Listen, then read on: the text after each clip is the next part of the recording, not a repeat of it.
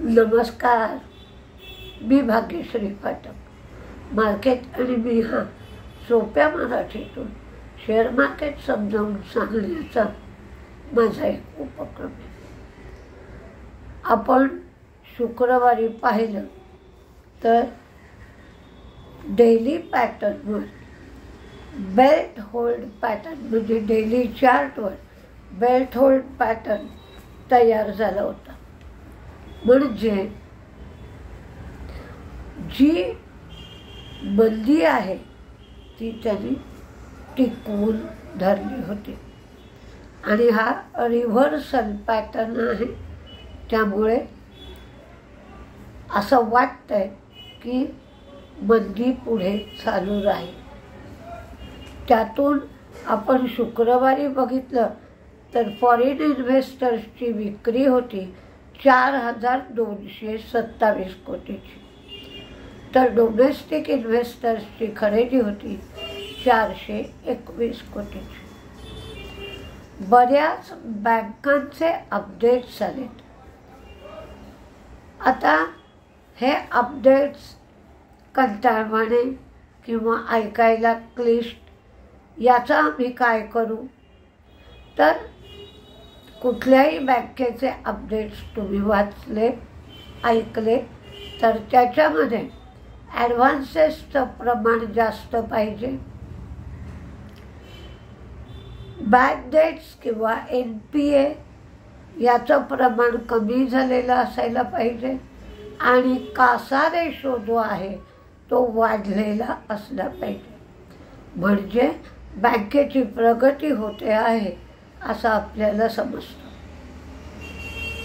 सुझलॉनला दंड लावलाय, त्यामुळे सुझलॉनच्या अडचणी वाढत आहेत. Employees contribution to provident fund जे असतं त्याची पेमेंट उशिरा केली आहे, म्हणून अहमदाबादच्या इन्कम टॅक्स डिपार्टमेंटनी त्यांना पेनल्टी लावली आहे.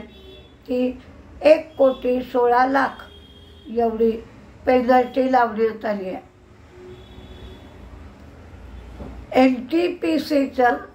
NTPC रिन्युएबल ही सबसिडियरी आहे. तिची 1,000 मेगावॅट एवढ्या कपॅसिटीची ही सबसिडियरी आहे. तर तिने 2.56 एवढं टॅरिफ मागितलं आहे. तर उत्तर प्रदेश सरकारकडून त्यांना LOA अपेक्षित आहे. स्टँडर्ड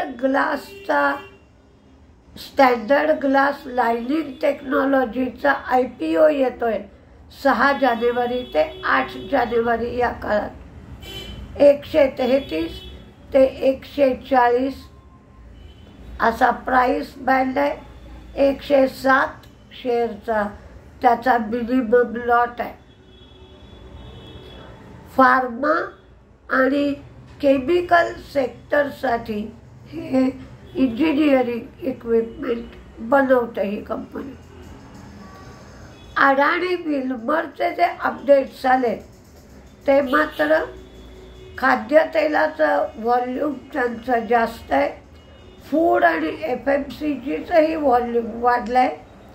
इंडस्ट्री इसेन्शियलचं व्हॉल्यूम वाढलं आहे आणि ओव्हरऑल व्हॉल्यूम 6% वाढलं आहे असे त्यांनी अपडेट्स दिले. बंधन बँकेचे ॲडव्हान्सेस वाढले, डिपॉझिट्स वाढले. बंधन बँकेचा कासा रेशोही वाढला आहे. युनियन बँकेचा टोटल बिझनेस वाढला आहे. डोमेस्टिक डिपॉझिट्सही वाढले आणि ग्लोबल डिपॉझिटसुद्धा वाढले. क्वेस्कॉर्पच्या दृष्टीने बातमी चांगली आहे. त्यांना 124.80 कोटीचा इन्कम टॅक्स रिफंड मिळाला आहे. टाटा एलेक्सीने क्लाउड नेटिव्ह ॲप्लिकेशन डेव्हलपमेंटसाठी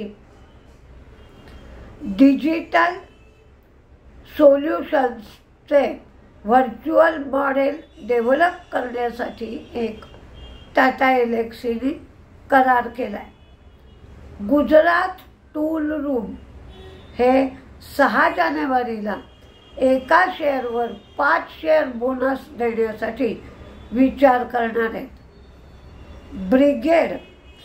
ब्रिगेड ही 20 एकरमध्ये एक रेसिडेन्शियल प्रोजेक्ट लावणार आहे. त्याच्यासाठी बँगलोरमध्ये जमीन खरेदी करण्यासाठी ते करार करत आहेत. इंडियन बँकेचा टोटल बिझनेस वाढलाय 8%. त्यांचे डिपॉझिट्स वाढले 7%.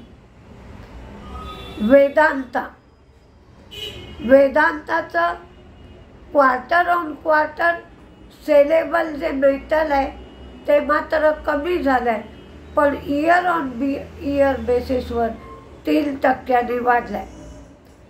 आंध्र प्रदेश सरकारने सांगितलं की त्यांच्या पूर्व गोदावरीमधल्या राजमुंद्री येथील उत्पादन युनिट त्याच्यावर संपामुळे परिणाम झाला. युको बँकेचे ॲडव्हान्सेस वाढलेत, डिपॉझिटसुद्धा वाढलेत.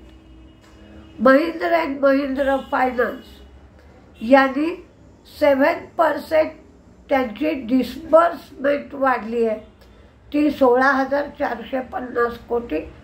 त्यांची कलेक्शन एफिशियन्सी 95%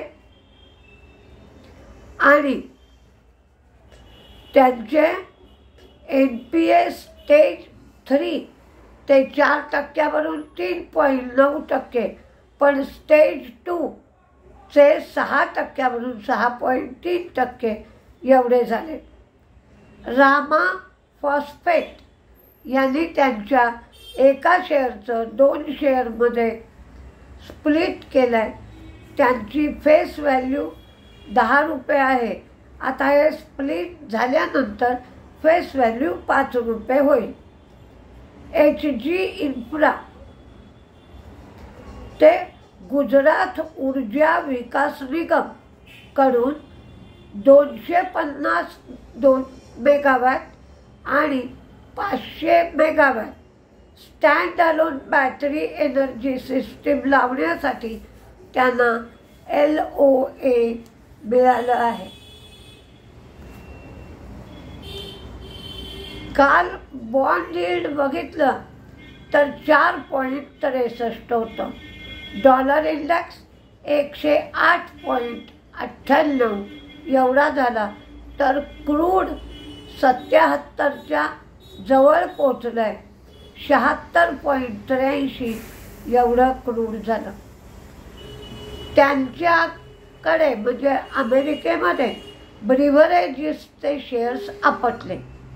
कारण काय, तर सिगरेटच्या बाबतीत जशी सूचना दिलेली असते तशीच सूचना ब्रिव्हरेजेसच्या बाबतीतही करण्याची सक्ती किंवा देण्याची सक्ती सरकारने लावली, त्यामुळं ते शेअर पडले.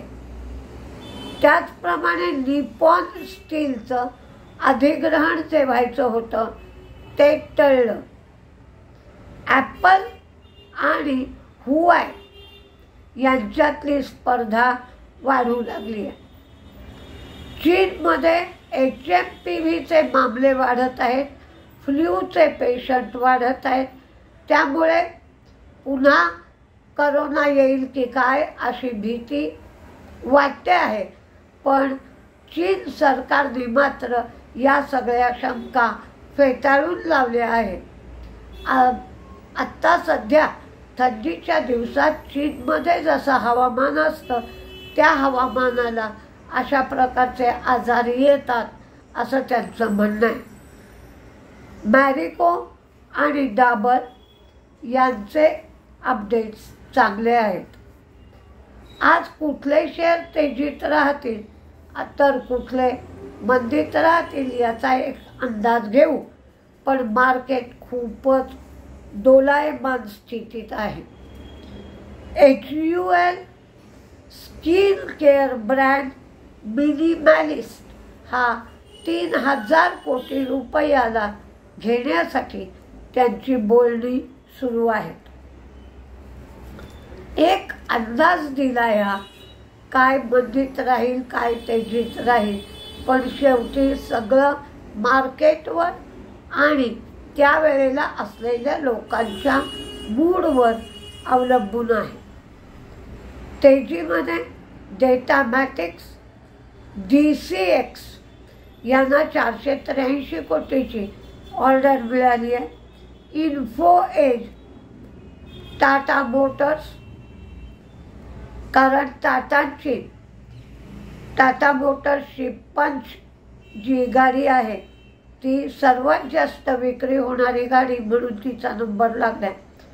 Coromandel, Max Health, PB Fintech, Oil India, GHCL, Mankind Pharma, Apple, Indian Hotel, SBI Life, Latent View, AU small finance bank, RVNL, Nykaa, Uno Minda, APL Apollo tubes, Britannia, IEX, RailTel, Whirlpool, LTI Mindtree, हुडको,